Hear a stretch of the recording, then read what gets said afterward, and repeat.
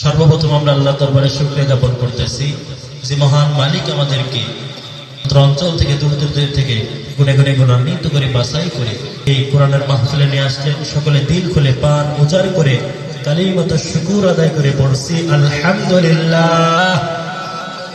সকলে পড়ছি রব্বানা লাকাল হামদ। বলে না তো অনেকে রব্বানা লাকাল হামদ হামদান কাসীরান তয়্যিবান মুবারাকান ফীহ। সকলে উচ্চ আওয়াজে বলেন দেখি প্রশংসা আদায় করলাম কার? প্রশংসা আদায় করলাম কার? প্রশংসা আদায় করলে খুশি হন কে? প্রশংসা আদায় করার কথা বলেছেন কে? আমার আল্লাহ পাক রব্বুল আলামিন বলেন কুল লাউ কানাল বাহরু মিদাদান লিকালিমাতি রাব্বি লানাফিদাল বাহরু ক্বাবলা আন তানফাদা কালিমাতু রাব্বি ওয়ালাউ জি'না বিমিথলিহি মাদাদা।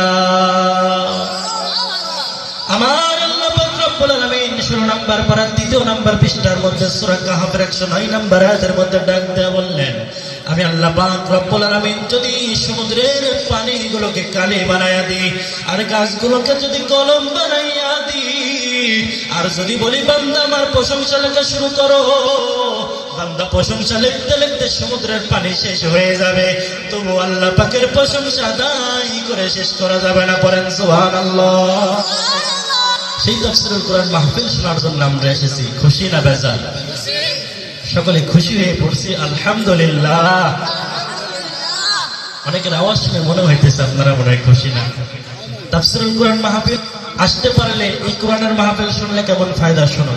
আল্লাহ রাসূল বলছেন যেই জায়গায় কোরআনের তাফসীর করা হয়, একটা আয়াত নিয়েও যদি তাফসীর করা হয় আর ওই জায়গায় যদি কোনো ব্যক্তি আমলের নিয়তে গিয়ে ওই জায়গায় বসে তাফসীরুল কোরআনটাকে শ্রবণ করে, আল্লাহ পাক তার আমলনামায় 500 রাকাত নফল নামাজের সওয়াব দান করে। তাহলে আমরা খুশি না বেজার? খুশি। আল্লাহ রাসূল বলেন শেষ জামানায় যদি কোনো ব্যক্তি আল্লাহর রাসূলের একটা সুন্নতকে আঁকড়ে ধরে 100 শহীদের সওয়াব তার আমলনামায় আল্লাহ দান করে দেয়। একটা ছোট্ট সুন্নত বলে দিই, ফাঁকা জায়গা পূরণ করে বসা। পিছনে আমার অনেক বাবাজরা বসছেন, কষ্ট বিয়া তুমি মাফ রাখবেন, একটু সামনের দিকে আসেন আর সামনের দিকে এসে মাহফিলটাকে একটু গুছায় সুন্দর করে বসুন। আমরা তো মুসলমানের সন্তান। আমরা কার সন্তান বলেন দেখি? আমরা কি বাদরের সন্তান নাকি? আমরা মুসলমানের সন্তান। মুসলমানদের আওয়াজ সব সময় বেঁচে থাকে, ঠিক কিনা? এই মুসলমানদের আওয়াজ শুনে এলাকার মধ্যে রামবাম ইসলাম বিদ্বেষী কোরআন বিদ্বেষী থাকে, তাদের হৃদয়ের মধ্যে কম্পন সৃষ্টি হয়েছে একটা তাকবীর দিয়ে। এমন জোর আল্লাহ পাকের নামের তাকবীর দিবেন এই দুর্লভ এলাকা কেঁপে যাবে। বলেন নারায়ে তাকবীর। ইমানি শক্তি নিয়ে তাকবীর দেন, লিল্লাহি তাকবীর। আল কোরআনের আলো, আল হাদিসের আলো, আলেম উলামা যেখানে, আল্লাহর কোরআন আছে যেখানে, সুদ ঘুষ যেখানে। আলহামদুলিল্লাহ, মানিকগঞ্জের মানুষ তো আল্লাহ পাক রব্বুল আলামিন যুগে যুগে অসংখ্য নবী রাসূল পাঠিয়েছেন। প্রত্যেকটা নবী রাসূলের দাওয়াতের টার্গেট ছিল একটা, কুল লা ইলাহা ইল্লাল্লাহ। হে আমার উম্মতেরা, নবীরা দাওয়াত দিয়েছেন তোমরা যদি লা ইলাহা ইল্লাল্লাহ বলো, মুখ দ্বারা স্বীকার করো, অন্তর দ্বারা বিশ্বাস করো, তাহলে তোমাদেরকে আমি আল্লাহ সোনার মানুষে রূপান্তরিত করে দেব। সুবহানাল্লাহ। সেই তাফসীরুল কোরআন মাহফিল শোনার জন্য আমরা এসেছি। আসলে আল্লাহ পাক রব্বুল আলামিন যুগে যুগে অসংখ্য নবী এবং রাসূল পাঠিয়েছেন, যিনারা সকলেই এই দ্বীনের দাওয়াত দিয়েছেন, ইসলামের দাওয়াত দিয়েছেন। তার মধ্যে থেকে অন্যতম একজন নবী ছিলেন হযরত নূহ আলাইহিস সালাতু ওয়াস সালাম।